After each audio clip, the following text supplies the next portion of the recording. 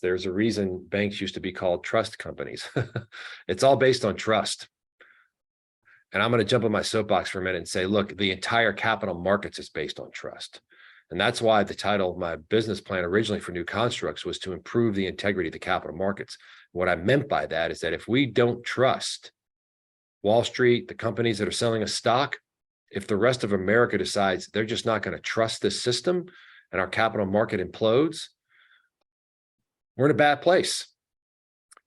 Much of the success of the United States is attributable to its ability to allocate capital more effectively, or in other words, earn higher returns on capital than other countries.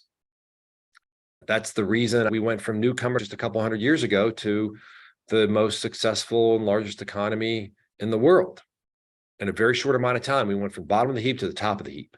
And a lot of that was because of our capital markets and the ability for ideas and capital to flow to their highest and best use. That's ultimately what makes a liberal democratic society successful.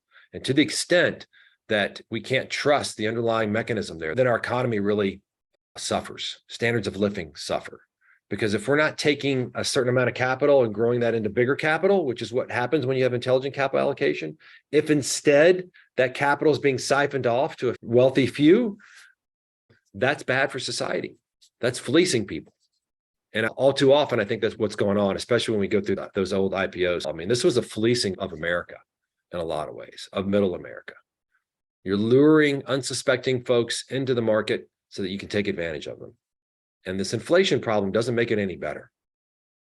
Asset owners aren't hurt by inflation. People who don't own assets are hurt by inflation. And those too often are the folks being targeted to jump into the stock market in an effort to keep up, only to get fleeced once again. So we believe in what we're doing here, and we think it's for the greater good, no question. And we're proud to do it.